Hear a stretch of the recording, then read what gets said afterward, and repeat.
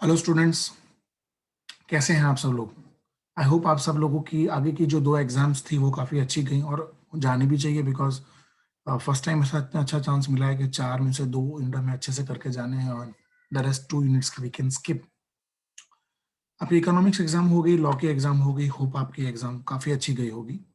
बराबर। और अब उसी में आगे बढ़ते हुए now I am going to today discuss some topics about cost and financial accounting जो आपके कल के एग्जाम के लिए काफ़ी इंपॉर्टेंट होंगे। Okay, that is on 31st December.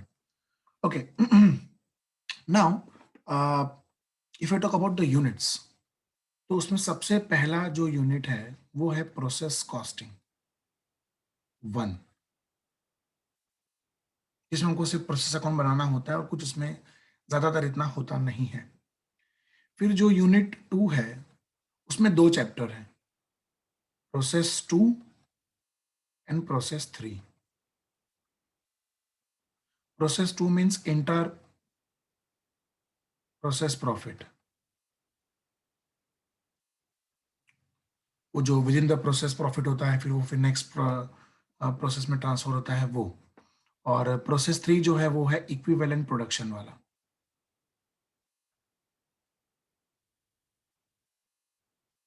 ठीक है। फिर जो तुम्हारा यूनिट 3 है बेटा, that unit 3 is related to marginal costing, जो कि बहुत ही स्कोरिंग चैप्टर है, and certain terms relating to decision making.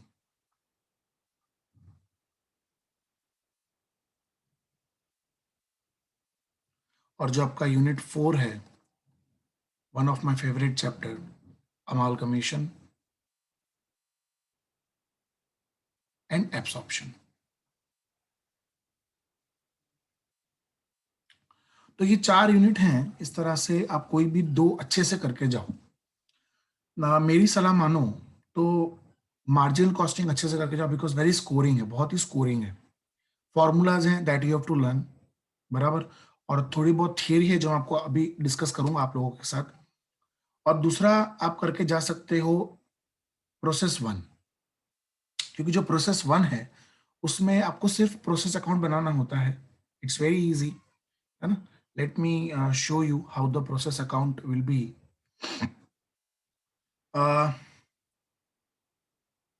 Process account में ये 2 कॉलम होते हैं। ठीक है। Units amounts, units amounts. Okay. Particulars, units amount rupees, particulars, units amount rupees. All the expenses, जैसे कि मटेरियल है, लेबर है, ओवरहेड्स है, विल बी डेबिटेड। ठीक है, with the respective units. Labour में ओवरहेड्स में कोई यूनिट्स नहीं होते। कोई भी normal loss, abnormal loss credit होता है।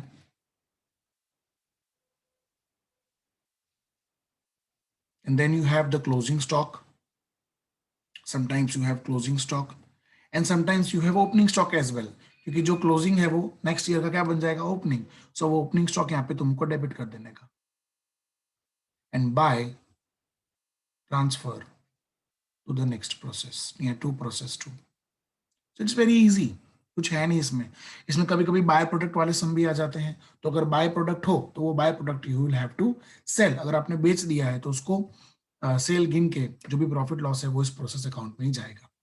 In short, all the expenses would be debited and all the incomes or normal loss, abnormal loss, closing stock transfer will be credited. ठीक है। सो ये तुम्हारा प्रोसेस अकाउंट है। सो ये इजी है। बराबर। इसमें अगर आप मुझसे पूछोगे कि सर कौन सा सम करके जाना चाहिए अच्छे से, तो आई वुड रेकमेंड यू, आप लोग मैं आपको सम नंबर दे देता हूं, वो आप करके जाओ तो काफी अच्छा रहेगा। आपके सुधीर प्रकाशन में आप एक तो अच्छे से करके जाना हो तो लेटेस्ट का सम नंबर 5 है। उसमें लगभग सारे पॉइंट्स कवर हो जाते हैं। बराबर। 3 प्रोसेस है, ए बी सी। फिर ए का प्रोडक्शन ट्रांसफर नहीं दिया, इंट्रोड्यूस नहीं दिया, फिर ट्रांसफर दिया है तो वो ट्रांसफर से पहले इंट्रोड्यूस मिल जाएगा। Normal selling price of normal, abnormal wastage, abnormal gain और cost per unit of normal production. ठीक है, ये जो ट्रांसफर होता है that is to be transferred at cost per unit of normal output या नॉर्मल प्रोडक्शन, बराबर। उसमें जो भी तुम्हारा टोटल कॉस्ट है, बराबर, उसमें से माइनस नॉर्मल लॉस का अमाउंट डिवाइड बाय जितने आपने यूनिट्स इंट्रोड्यूस किए हों वो,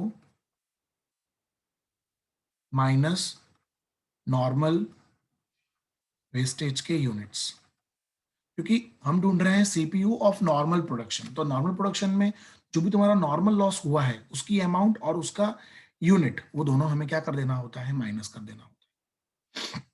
बस फिर same way you to prepare process 2 and same way you to prepare process 3 and then finish goods account.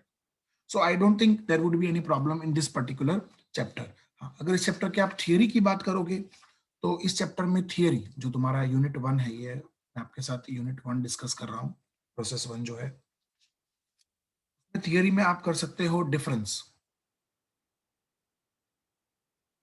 Theory भी आप कर सकते हो, बराबर। इट्स इजी, बराबर, कोई इतना डिफिकल्ट नहीं लगेगा थियरी आपको। Difference between job costing and process costing, job और प्रोसेस कॉस्टिंग में क्या डिफरेंस है वो आप इस चैप्टर की थियरी में कर सकते हो, बराबर है। बहुत डिफरेंस है। जॉब में क्या होता है, एक पर्टिकुलर काम होता है जो लेके खत्म करना होता है, हो गया। प्रोसेस में क्या होता है, एक से दूसरा, दूसरे से तीसरा, तीसरे से चौथा।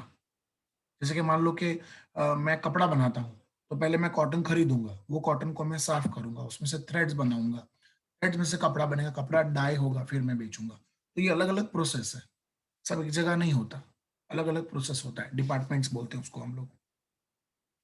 उसके बाद दूसरा जो क्वेश्चन है वो आप कर सकते हो, फीचर्स ऑफ जॉब कॉस्टिंग, बराबर। जॉब कॉस्टिंग के क्या क्या, sorry not job costing, process costing,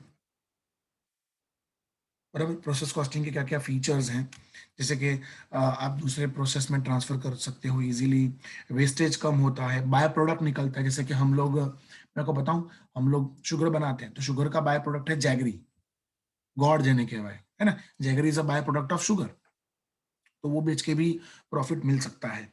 फिर जो जॉइंट कॉस्ट है, जॉइंट कॉस्ट जैसे कि मान लो कि एक पूरा फैक्ट्री है, तो फैक्ट्री मान लो 5 प्रोसेस चलते हैं, तो फैक्ट्री का जितना भी कॉस्ट है, जॉइंट कॉस्ट, वो सब में एलोकेट या डिवाइड हो सकता है। और इंट्रा प्रोसेस प्रॉफिट जो हमारा नेक्स्ट यूनिट है उसमें मैं तुमको बताऊंगा। तो ये फीचर्स ऑफ प्रोसेस कॉस्टिंग आप लोग कर सकते हो।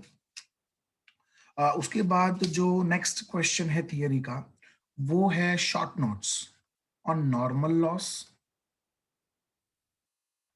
And abnormal loss. इसको वेस्टेज भी कहते हैं, दूसरा नाम इसका वेस्टेज भी है, normal wastage and abnormal wastage. देखो, नॉर्मल लॉस या नॉर्मल वेस्टेज वो वेस्टेज होता है कि जो हम लोग रोक नहीं सकते, जो हमारे हाथ में नहीं है, उसे हम कहते हैं नॉर्मल लॉस। जैसे कि सी फॉर एग्जाम्पल, एक ट्रक में 10,000 लीटर ऑफ केमिकल जा रहा है, लेकिन due to evaporation 5-10 litre chemical उड़ गया, और वो होता है, हम उसको रोक नहीं सकते, we can not stop it, वो हमारे हाथ में नहीं होता, तो उसे नॉर्मल लॉस कहते हैं। लेकिन मान लो कि ट्रक जा रहा है और उसका एक्सीडेंट हो गया, एक्सीडेंट होने के कारण जो ट्रक में से 100 लीटर जो केमिकल था वो बाहर निकल गया, तो वो एबनॉर्मल वेस्टेज है ड्यू टू एक्सीडेंट। रोक सकते थे उसे, हम लोग बचा सकते थे, लेकिन नहीं कर पाए, उसे हम कहते हैं एबनॉर्मल वेस्टेज। इसका डिफरेंस भी बहुत बार पूछते हैं, बराबर। ओके, जैसे normal loss, abnormal loss wastage होता है, ऐसे ही एबनॉर्मल गेन भी होता है। एबनॉर्मल गेन का मतलब ये होता है कि मान लो कि मैंने 10,000 यूनिट्स डाले, इंट्रोड्यूस किए, लेकिन मुझे मान लो 10,500 का ट्रांसफर मिला, तो जो 500 है वो मेरा क्या है, एबनॉर्मल गेन है। ऐसा कभी कभी होता है, और इसे हम लोग हमारा रेवेन्यू ही मानते हैं। ठीक है, so abnormal loss, normal loss and abnormal gain. ठीक है, सो ये चैप्टर में इतना कुछ ज्यादा डिफिकल्ट नहीं है, खाली एक चीज ध्यान रखना, ये जो cost per unit of normal production है वो आपको हर एक प्रोसेस के एंड में ढूंढना पड़ेगा जहां जहां पे नॉर्मल वेस्टेज है। प्लीज रिमेंबर दिस, बराबर। बाकी इसमें दूसरा है जो शॉर्ट शॉर्ट क्वेश्चन में पूछते हैं, दिस कैन बी आस्क्ड के methods of apportionment joint cost. तो आपका जॉइंट कॉस्ट है बेटा, जॉइंट कॉस्ट मतलब जैसे मैंने बताया कि एक फैक्ट्री में 5 प्रोसेस चलते हैं, तो 5 प्रोसेस का टोटल कॉस्ट होगा से फॉर एग्जांपल 1 लाख, और 5 प्रोसेस है तो हर एक के हाथ से 20,000 आया। लेकिन जरूरी नहीं कि वो लोग इक्वल डिस्ट्रीब्यूट करें, उसके बहुत सारे मेथड्स है अपॉर्शनमेंट। जैसे एक है on the basis of production, जिसका जितना प्रोडक्शन हुआ उसका उतना अपॉर्शनमेंट। जैसे मान लो कि 5 प्रोसेस है, किसी का 10,000 है, किसी के 2,000 है, किसी के 5,000 है, किसी के 20,000 है, तो वो रेशियो में वो जॉइंट कॉस्ट जो है वो डिस्ट्रीब्यूट होता है। दूसरा है रिलेटिव सेल्स वैल्यू।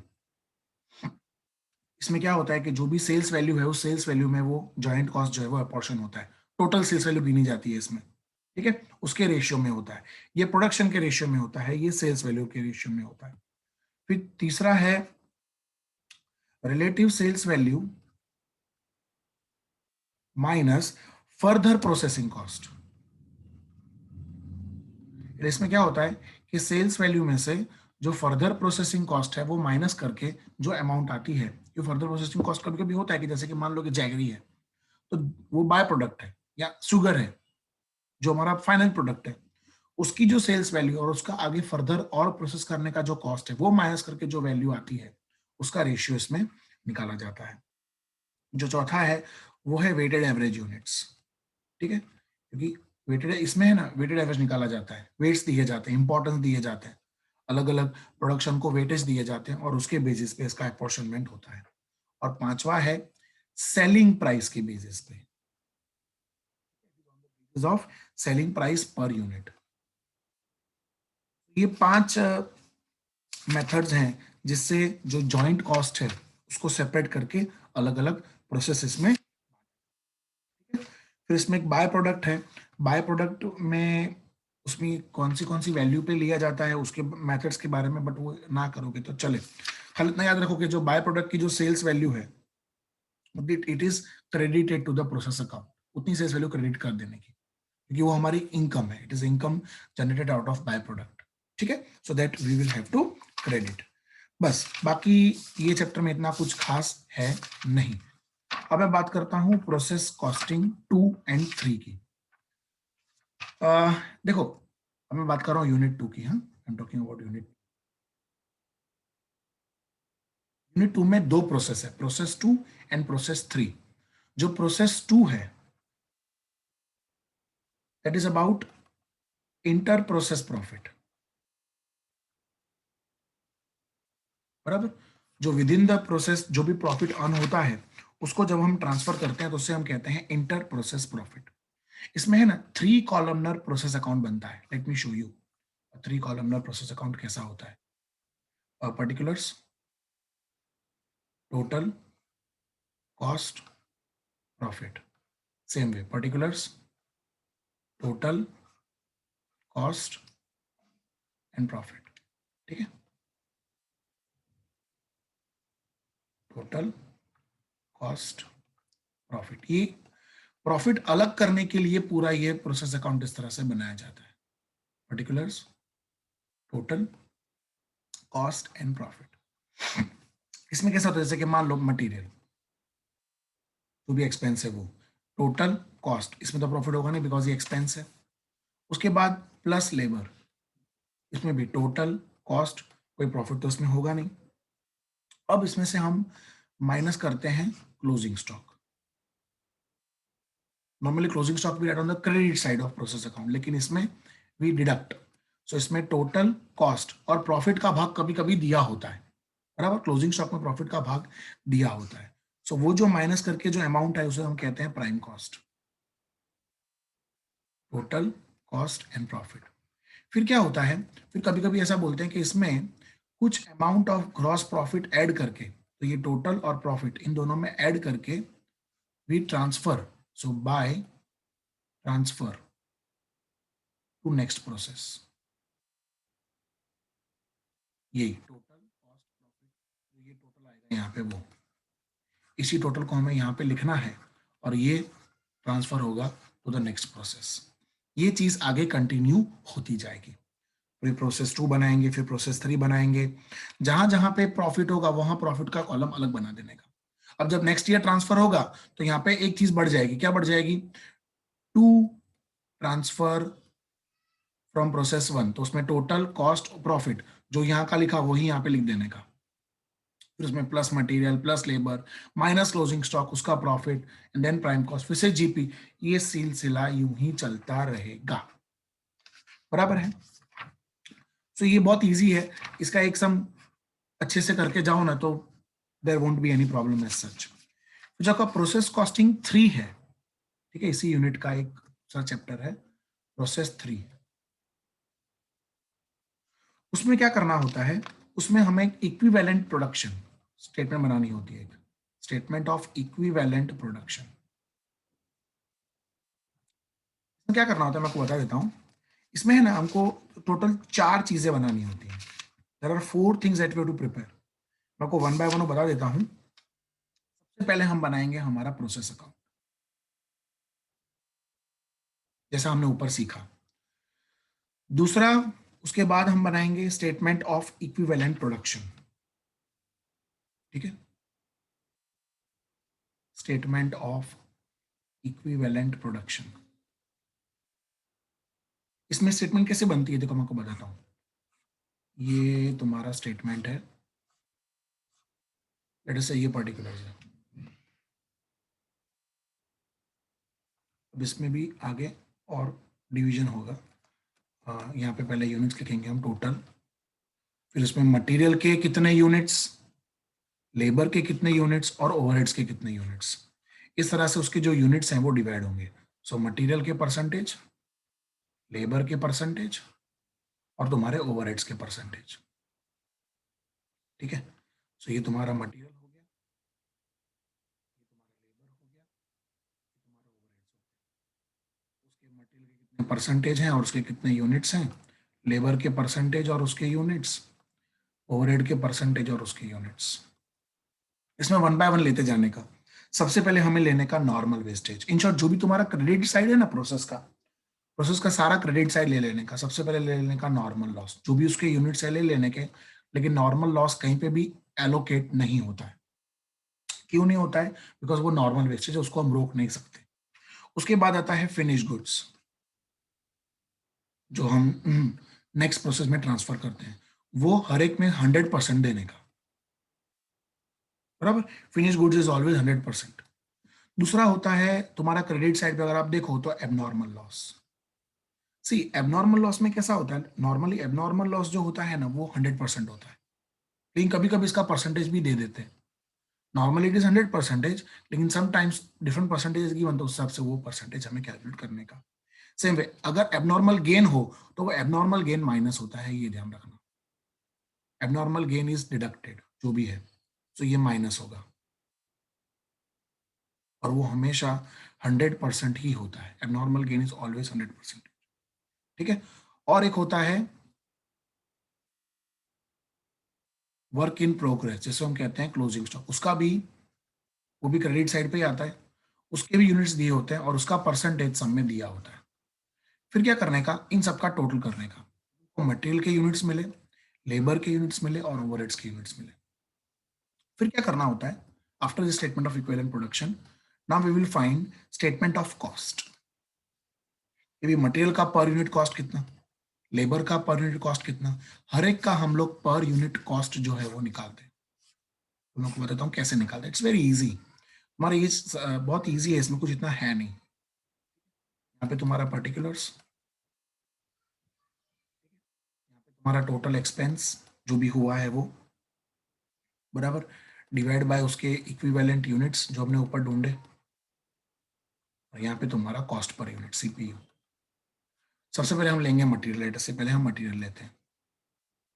तो मटेरियल में हम लोग लेंगे उसका टोटल कॉस्ट जो ऊपर आया है वो, जो भी यूनिट्स इंट्रोड्यूस हुए वो, फिर तुम्हारा एडिशनल कोई मटेरियल कॉस्ट हुआ है वो, उसमें से minus cell of normal wastage. तो ये सब माइनस करने के बाद एक एक्सपेंस मिलता है, उसको हम डिवाइड करते हैं उसके यूनिट से जो हमें यहाँ मिला है। तो मुझे क्या मिलेगा, cost per unit of material. Same way labour and same way overheads. Labour और ओवरहेड्स में तो कोई नॉर्मल लॉस एबनॉर्मल लॉस होता नहीं है, तो जो भी तुम्हारा लेबर का एक्सपेंस है फ्रॉम प्रोसेस अकाउंट वो एक्सपेंस लिख लो, डिवाइड बाय जो भी लेबर के यूनिट्स आए यहाँ से वो ले लो, तो तुमको cost per unit of labour मिल जाएगा। एंड देन ओवरहेड्स, उसमें भी कोई नॉर्मल लॉस एबनॉर्मल लॉस होता नहीं है, डिवाइड बाय जो यूनिट्स तुमको लेबर के ऊपर से मिले हैं वहां से तुमको मिल जाएगा सीपीयू। इन तीनों को प्लस करोगे तो तुम्हें टोटल कॉस्ट मिलेगा, you will get total cost. So ये है तुम्हारा टोटल कॉस्ट, याद रखना बेटा। और ये है तुम्हारा स्टेटमेंट ऑफ कॉस्ट जो हमें बनाना है। स्टेटमेंट ऑफ कॉस्ट, अब हम बनाएंगे स्टेटमेंट ऑफ इवैल्यूएशन, जो तो हमारा चौथा स्टेटमेंट है, स्टेटमेंट ऑफ इवैल्यूएशन। इसमें क्या करना होता है, जो भी तुम्हारा प्रोसेस के क्रेडिट साइड है, या तो यूं कह लो कि ये जो चीजें हमने यहाँ पे लिखी हैं ये सब, इन सब का इवैल्यूएशन होता है। ठीक है, किससे होता है, ये जो हमने मटेरियल ढूंढा ना, material labour overhead per unit ढूंढा ना हमने 3 में, हर स्टेटमेंट प्रीवियस स्टेटमेंट से जुड़ा होता है। ठीक है, इसका एक सम कराऊंगा तो आपको ज्यादा आइडिया आएगा, लेकिन unfortunate due to lack of time I am unable to do that. ठीक है, वरना मैं आपको जरूर उसका एक सम करा के आपको जरूर बताता। इसमें कैसा करने का, जैसे कि मान लो ये पर्टिकुलर्स है और यहाँ पे उसकी अमाउंट। सबसे पहले नॉर्मल वेस्टेज ले लो, उसका कोई अमाउंट नहीं आता, उसके जो यूनिट्स हैं, जो भी एक्स यूनिट्स है वो ले लिए। फिर आता है आपका एबनॉर्मल वेस्टेज, उसमें मटेरियल के जो यूनिट्स ऊपर हैं वो, लेबर के जो यूनिट्स हैं वो, और ओवरहेड्स के जो यूनिट्स हैं। तो जो भी यूनिट्स हैं उसको मल्टीप्लाई बाय उसका कॉस्ट पर यूनिट जो हमने ऊपर ढूंढा। ठीक है, ये यूनिट्स स्टेटमेंट 2 में से मिलेंगे और ये तुमको स्टेटमेंट 3 में से मिलेंगे, तो स्टेटमेंट 2 और 3 के मल्टीप्लाई कर दो, ये सब में ऐसा ही होगा। और इसका जो भी आंसर आए उसको टोटल कर लो, ये अमाउंट तुम तुम्हारे प्रोसेस अकाउंट में लिखोगे क्रेडिट साइड पे, जो तुम्हारा नॉर्मल वेस्टेज जो भी आपने लिखा है जहां पे भी। सेम वे क्लोजिंग स्टॉक है ना, उसका मटेरियल कितना, लेबर कितना, ओवरहेड कितना, जो तुमको ऊपर के स्टेटमेंट्स में से मिले हैं उन सबका total, and then you will write on the process account credit side. Same way finish goods, उसका मटेरियल लेबर ओवरहेड। ये थोड़ा लेंदी सम है, ठीक है, लेकिन अगर आपने इंटर प्रोसेस प्रॉफिट कर लिया ना तो वो इतना लेंदी नहीं है, और उसका एक है कि भाई हाँ एक ही तरह का सम आपको करना होता है। सो ये तुम्हारे 3 प्रोसेस के चैप्टर है, प्रोसेस 1, प्रोसेस 2 एंड प्रोसेस 3। तीनों को मैंने आपको शॉर्ट शॉर्ट में थोड़ा थोड़ा एक्सप्लेन कर दिया, आई होप आपको समझ में आ गया होगा। चलिए, if you are having any doubt आप मुझे कमेंट सेक्शन में कमेंट करके पूछ सकते हैं। सो ये 2 यूनिट है तुम्हारे प्रोसेस के। अब मैं आपको समझाने जा रहा हूं आपका यूनिट है मार्जिनल कॉस्टिंग। अब उसमें है ना there are formulas, marginal costing में बहुत सारी फॉर्मूलाज हैं, मैं वन बाय वन आपके साथ फॉर्मूला भी डिस्कस करूंगा। तो मार्जिनल कॉस्टिंग होता क्या है, मार्जिनल मतलब cost of producing one extra unit, that is marginal. इसमें आप थियरी कर सकते हो, अगर आपको करना हो तो उसमें आप डेफिनेशन कर सकते हो, डेफिनेशन ऑफ मार्जिनल कॉस्टिंग, ये आ सकती है एग्जाम में। फिर आप उसके कैरेक्टरिस्टिक्स कर सकते हो, मार्जिन कॉस्टिंग के कैरेक्टरिस्टिक्स क्या क्या, और पढ़ना जरूरी भी है क्योंकि it's very important, characteristics and assumptions of marginal costing. ठीक है, ये थियरी आप अच्छे से कर लेना। दूसरा थियरी में आ सकता है advantages and disadvantages of marginal costing. Theory करने से फायदा क्या होता है कि मान लो अगर आपको सम ना आए तो आप इजीली थियरी में भी मार्क्स स्कोर इजीली कर सकते हो। ठीक है, so advantage and disadvantages of marginal costing. कुछ इंपॉर्टेंट बातें मैं आपको बता दूं, sales minus variable cost is contribution. Contribution minus FC, that is fixed cost, is your profit. Please remember this. ये खास ध्यान रखना. Sales minus variable cost is contribution and contribution minus fixed cost is the profit. ठीक है? तो ये कुछ चीजें आपको रिमेंबर करनी है. दूसरा आपको रिमेंबर करना है BEP. It is break even point. Break even point क्या होता है? Break even point means no profit, no loss. बराबर, that is your break even point, जहां पे आपको ना प्रॉफिट हो ना लॉस हो। इन शॉर्ट, योर प्रॉफिट और loss is zero, you have neither profit nor loss. अब ब्रेक इवन पॉइंट ढूंढने की बहुत सारी टेक्निक्स हैं, लेकिन मैं आपको formula wise one by one जो है सारी formulas I am going to explain to you now. Let us see certain important formulas of this particular chapter, जो चैप्टर में आती हैं फॉर्मूलाज। सबसे पहला है कंट्रीब्यूशन। कंट्रीब्यूशन में बता दिया मैंने आपको, sales minus variable cost is contribution. उससे मान लो मुझे ब्रेक इवन पॉइंट चाहिए, तो ब्रेक इवन पॉइंट की फॉर्मूला क्या है? It is fix cost upon contribution, it is FC upon sales minus variable cost. उसके बाद कभी कभी पूछते हैं necessary sales to earn profit और लॉस, तो necessary sales to earn profit हो तो fix cost plus profit upon contribution, और अगर लॉस हो तो fix cost minus loss upon contribution. होता है margin of safety. Margin of safety का मतलब होता है कि जो तुम्हारी एक्चुअल सेल्स है और तुम्हारी सेल्स एट बीईपी है, उन दोनों का डिफरेंस को मार्जिन ऑफ सेफ्टी बोलते हैं। ठीक है, मतलब मार्जिन सेफ्टी का मतलब ये होता है कि इतनी सेल्स आपने एक्स्ट्रा की टू ऑन द प्रॉफिट, बाकी की जो सेल्स थी, एक्चुअल सेल्स मान लो 100 रुपए और ब्रेक इवन पॉइंट की सेल्स है 50 रुपए, मतलब आपने सिर्फ 50 रुपए की सेल पे ही कमाया। 50 रुपए जो ये ब्रेक इवन पॉइंट वाली सेल है, उस पर आपने कुछ भी नहीं कमाया। You have no profit no loss. मतलब जैसे ही सेल्स एट बीईपी बढ़ेगा, से फॉर एग्जांपल ये 60 होगा, तो तुम्हारा मार्जिन ऑफ सेफ्टी 40 हो जाएगा। ये 80 हो जाएगा तो ये 20 हो जाएगा। मीन जैसे सेल्स एट बीईपी बढ़ेगा, तुम्हारा मार्जिन ऑफ सेफ्टी कम होता जाएगा। उसके बाद very important topic, PV ratio, that is profit to volume ratio. उसकी फॉर्मूला है कॉन्ट्रीब्यूशन अपॉन सेल्स। ठीक है, और कभी कभी ब्रेक इवन पॉइंट इसकी फॉर्मूला पे भी पीवी रेशियो आता है, तो उसमें क्या हो जाएगा, ये सेल्स माइनस वेरिएबल कॉस्ट हट के यहाँ पर पीवी रेशियो आ जाएगा। So break even point is fix cost upon PV ratio, तो सीधा उनको ब्रेक इवन पॉइंट रुपीज में मिल जाएगा। ये बात का ध्यान रखना कि इसमें आपको ब्रेक इवन पॉइंट यूनिट्स में मिलता है और इसमें आपको ब्रेक इवन पॉइंट रुपीज में मिलता है। ठीक है, यहाँ पे दस। अच्छा, समटाइम्स व्हाट हैपेंस, आपको 2 साल के डेटा दिए होते हैं, तो अगर आपको 2 साल का डेटा दिया और पीवी रेशियो फाइंड करना हो, तो उसकी फॉर्मूला है delta in contribution upon delta in sales, वे डेल्टा मींस चेंज और डिफरेंस बिटवीन द ईयर्स। भी चेंज इन कंट्रीब्यूशन, 2 साल का चेंज कितना है और 2 साल का चेंज सेल्स में चेंज कितना है, वो चेंज लेके हम लोग पीवी रेशियो जो है वो अपन फाइंड करते हैं। सो ये 5 फॉर्मूलाज बहुत ही इंपॉर्टेंट है इस पर्टिकुलर चैप्टर। अगर थियरी के लिहाज से देखें तो ये चैप्टर बहुत ही अच्छा है, क्योंकि इसमें ये वाला क्वेश्चन भी आता है कि व्हाट इज बीईपी,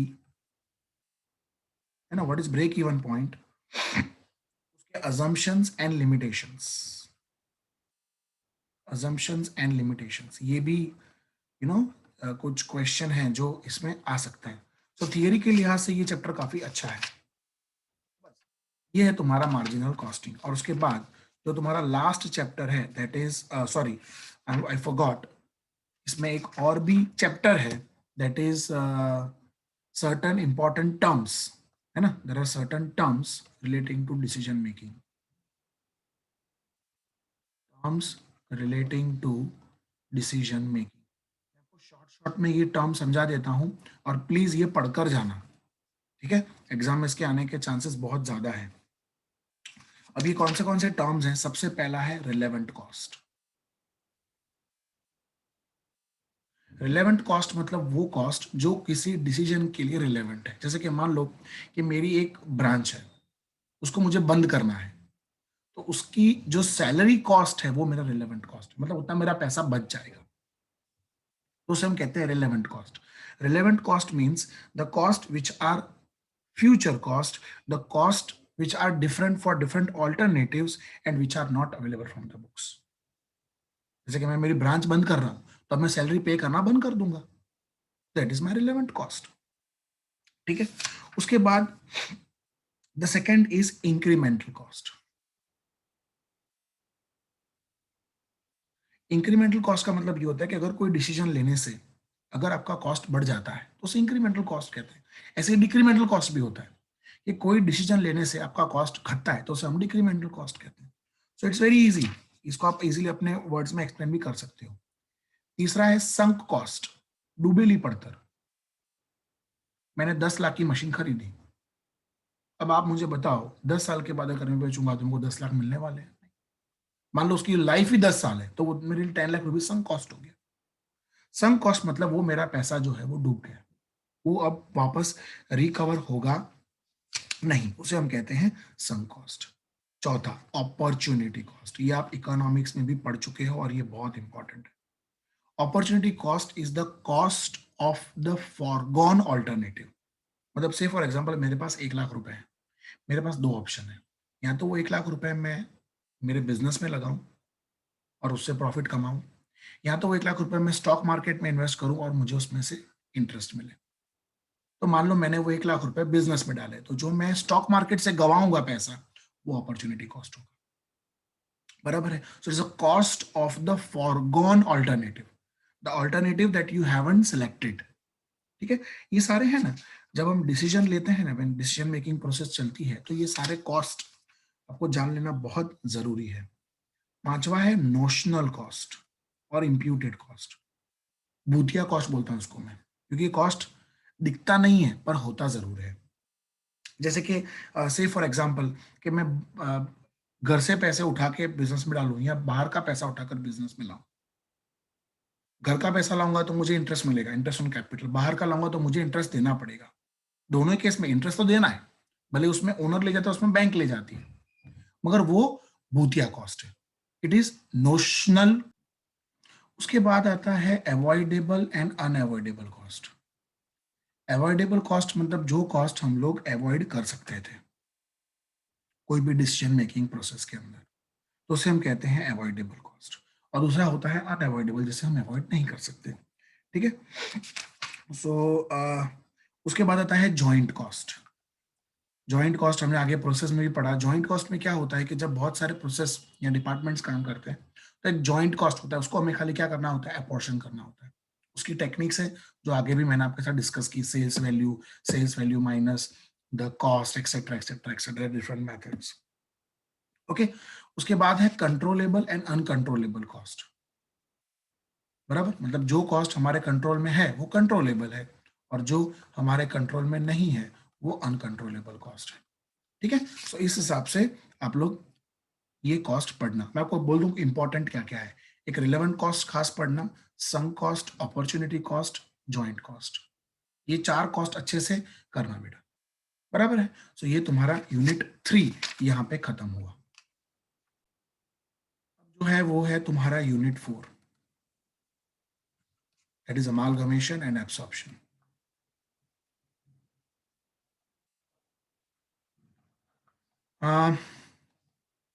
अमालगमेशन में खास अकाउंटिंग स्टैंडर्ड 14 है ना, इन द नेचर ऑफ मर्जर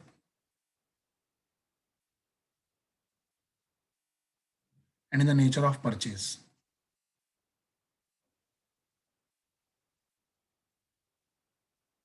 ये इसका एक सम आएगा, मैं आपको बोल देता हूँ अभी से, अच्छे से करके जाना। उसके अलावा अगर आपको थियोरी में पढ़ना हो, ओके, तो थियोरी में आप ये पढ़ सकते हो कि जैसे एक क्वेश्चन है जो बहुत ही इंपॉर्टेंट है, मैं आपको बता देता हूँ, और वो क्वेश्चन है रिलेटेड टू अकाउंटिंग स्टैंडर्ड 14। कि भी अकाउंटिंग स्टैंडर्ड 14 में अगर हमें कोई कंपनी अमालगमेट करनी हो या मर्ज करनी हो, तो क्या उसके प्रोविजंस हैं। उसमें खास करके इन द नेचर ऑफ मर्जर, कि जब हम दो कंपनीज मर्ज करते हैं तो क्या डिफरेंस होता है। अच्छा, अमालगमेशन, मर्जर और एब्सॉर्प्शन में डिफरेंस क्या है पता है आप लोगों को। जैसे मर्जर की बात बोलता हूं मैं तुमको। मर्जर में क्या होता है कि एक कंपनी और दूसरी कंपनी मिलकर एक तीसरी कंपनी फॉर्म करती है, सी, जिसे हम कहते हैं मर्जर। ठीक है। इसको अमालगमेशन भी कहते हैं। जबकि एब्सॉर्प्शन में क्या होता है, एब्सॉर्प्शन में अंदर ए प्लस बी इज आइदर ए और बी, मतलब किसी एक की आइडेंटिटी लूज होती है एब्सॉर्प्शन में। तो इन द नेचर ऑफ मर्जर तभी होता है उसमें, नंबर 1, कि all the assets and liabilities of old company is transferred in the new company at same figures or same value, मतलब there is neither increase nor decrease. दूसरा, shareholders are holding 90% of the face value, मतलब अगर मान लो 10 रुपए का share है तो कम से कम 9 रुपए उनके पेड अप होने चाहिए, और and they will get shares in the new company. तीसरा है in the nature of merger का provision, equity share holders are paid equity, equity share holders are paid in the form of equity only. चौथा, okay, the intention must be to carry on the business. Intention must be to carry on the business, मतलब business shut down नहीं करना है, business shut down नहीं करना है, या को कंपल्सरी चालू रखना है। And the fifth point is there is no change in the values of assets and liabilities. बराबर, ये 5 जो कंडीशन है, यही कंडीशन में मर्जर होता है। ठीक है, अब ये चैप्टर इतना बड़ा है ना कि मैं आपको 1-1.5 महीना लगता है ये चैप्टर पूरा समझने में और उसको अंडरस्टैंड करने में। लेकिन मैं आपको कुछ इंपॉर्टेंट सम्स बताऊंगा जो आप खास करके जाना। उसमें मैंने बता दिया आपको इन the nature of merger and in the nature of purchase, इसके स्टेप्स याद रखने के। सम्स के स्टेप्स कैसे हैं कि कोई भी सम आए तो सबसे पहले ढूंढो नेट एसेट, उसके बाद ढूंढो परचेज कंसिडरेशन, उसके बाद ढूंढो गुडविल है कि कैपिटल रिजर्व है। गुडविल कब होता है? गुडविल कब होता है कि जब हमारा परचेज कंसिडरेशन जो है वो एनए से बड़ा हो। मतलब जैसे मान लो कि कोई कंपनी 10 लाख की है, आप उसको 20 लाख दे रहे हो, तो क्यों दे रहे हो भाई, बहुत पैसे हैं आपके पास? नहीं, हम उसको 10 के 20 इसीलिए दे रहे हैं क्योंकि कंपनी की मार्केट में रेपुटेशन अच्छी है, तो गुडविल। सेम वे, जब आपका परचेज कंसिडरेशन तुम्हारे नेट एसेट से कम हो, तो इसका मतलब वो कंपनी आपको इतना मुनाफा कमा के नहीं देगी, या आप उसमें इतना इंटरेस्टेड नहीं हो, या आपको सस्ते भाव में कंपनी मिल रही है, तो in that case capital reserve come into existence. Normally capital reserve बहुत कम देखा गया है, क्योंकि capital reserve is a part of capital profit. मतलब कैसी बात है कि 10 लाख की कंपनी मैंने 5 लाख में खरीदी, तो 5 लाख मेरा प्रॉफिट हुआ, बट कौन सा प्रॉफिट? कैपिटल प्रॉफिट, क्योंकि ये प्रॉफिट मेरे को रोज रोज नहीं होगा। Capital profit is not like revenue profit. Revenue profit जो है वो मुझे डे टू डे बिजनेस से मिलता है ना। बिजनेस अमालगमेट करना, मर्जर करना, एब्सॉर्ब करना, ये मेरा रोज का धंधा नहीं है।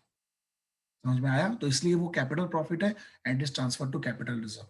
Same is the thing with goodwill. Goodwill हम इसलिए बताते हैं because we are paying more, तो when we pay more to a company then what it actually deserves, that is called goodwill. बराबर है? सो ये इतना आप ये चैप्टर में ये स्टेप्स खास ध्यान रखना। ठीक है, और एब्सॉर्प्शन में you have to prepare realization account, एक आपको वो बनाना होता है that you have already studied in I think 12th standard.